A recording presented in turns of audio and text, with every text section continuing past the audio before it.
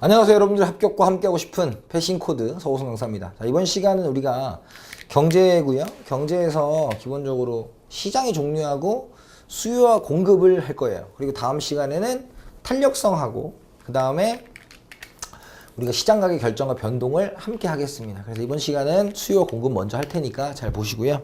먼저 우리가 시장의 종류가 있습니다. 시장의 종류에는 기본적으로 생산물 시장이냐 생산 요소 시장이냐 이런 것들도 있죠. 생산물 시장은 재화와 서비스를 거래하는 시장이고, 생산 요소 시장은 노동, 자본, 토지를 거래하는 시장이고, 생산물 시장에서 수요자는 가게, 생산 요소 시장에서의 수요자는 기업, 생산물 시장의 공급자는 기업, 생산 요소 시장은 가게가 된다. 뭐 이런 것들 했었죠. 공급자, 수요자에 대한 이야기. 이번 시간은 이제 종류인데 네 가지의 시장의 종류를 구분해 볼 거예요. 첫 번째가 완전 경쟁 시장.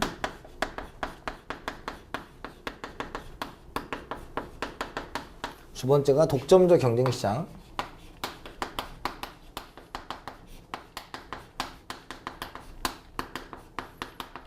세 번째가 과점 시장. 그 다음에 마지막으로 독점 시장이 됩니다. 그래서 네 가지를 구분하는 문제가 시험 문제가 기출 문제가 보이니까 여러분들 잘 정리하시면 되겠고요. 첫 번째 기업의 수부터 보죠. 기업의 수. 이건 뭘까요? 좀 웃기려고 이런 식으로 웃기려고 하는 것 같습니다. 기업의 수. 첫 번째가 이제 경쟁이잖아요. 경쟁이니까 혼자 경쟁하는 게 아니라 다른 기업들이 많을 거다. 그래서 많다. 독점적 경쟁 시장 어떻습니까? 당연히 경쟁이니까 많다.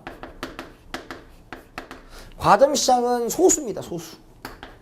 그래서 뭐 2개에서 5개 정도 되는 뭐 이런 것들이 있겠죠. 그래서 뭐 여기에서 말하는 건 이 과점 시장의 대표적인 것은 뭡니까?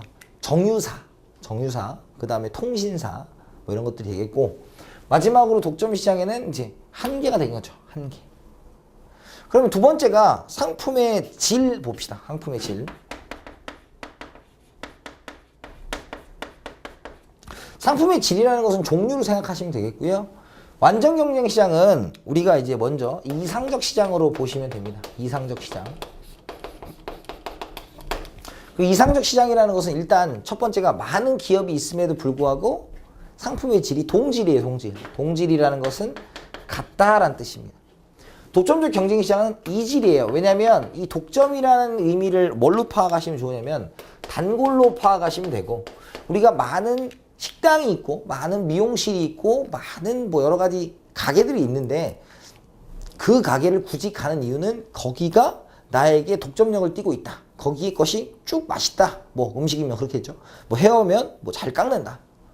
그러면 뭐를 자르는 것 같으네요. 그죠? 잘 자른다. 이렇게 보시면 되겠죠. 그러면 이질이라는 것은 달라야만 독점력을 띨 수 있다는 거고, 과점 시장은 동질이면서 이질이라는 거죠. 왜냐하면 동질이라는 것은 정유사의 기름 같은 경우는 비슷비슷하고요. 그 다음에 이질이라는 것은 자동차 같은 경우 현대, 기아, 쉐보레 뭐 이런 것도 있지 않습니까? 그런 것들은 다르게 나타난다는 거고, 여기는 한 기업이기 때문에 동질이다 라고 평가를 하시면 되죠. 그 다음에 세 번째로 이제 타기업의 진입 장벽입니다. 진입 장벽이라는 것은 뭐냐면 타기업이 어떻게 진입할 수 있느냐 없느냐를 따지는 건데, 기본적으로 경쟁이라는 것은 진입을 할 수가 있다라고 보시면 되는 거죠. 따라서 여기는 없다. 여기도 경쟁이니까 없고, 여기는 굉장히 있다라는 거고, 여기는 매우 높다라는 거죠. 그래서 타 기업이 진입할 수 없을 정도로 매우 높다라는 걸로 생각을 해두시면 됩니다. 이해가시죠?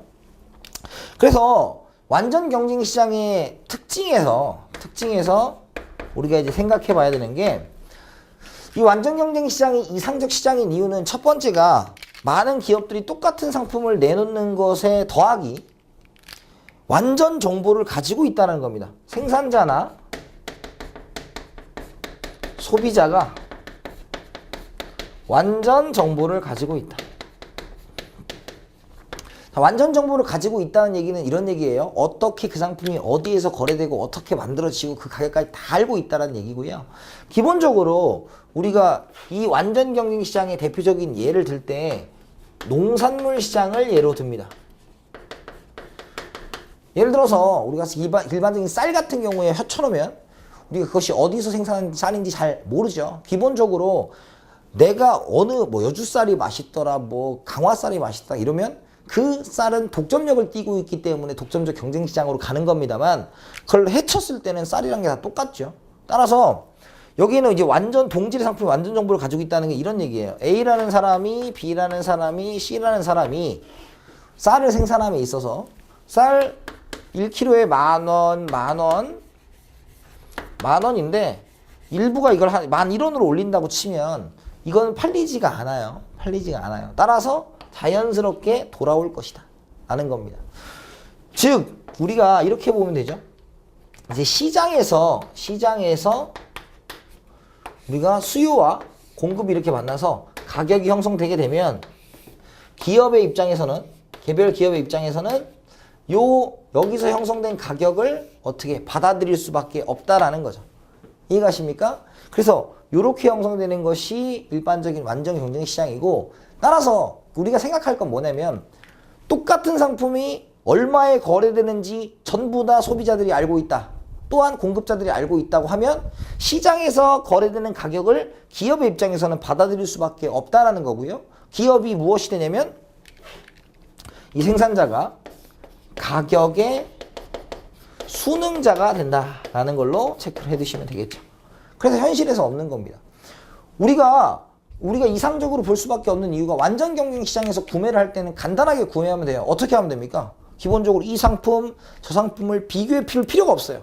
왜? 일단 다 같은 상품이고 두 번째가 이것이 어떤 가격인지 우리가 다 알고 있기 때문에 다 기업 입장에서 똑같은 가격에 내놓을 수밖에 없는 것이고 따라서 우리는 아무 가게나 들어가서 사면 된다는 겁니다. 그래서 현실에서 존재하기 어렵다라는 거고 기본적으로 이것은 어때요? 사회적 효율성이 달성된다. 경제 효율성이 달성된다. 까지 기억을 해두시면 되겠습니다.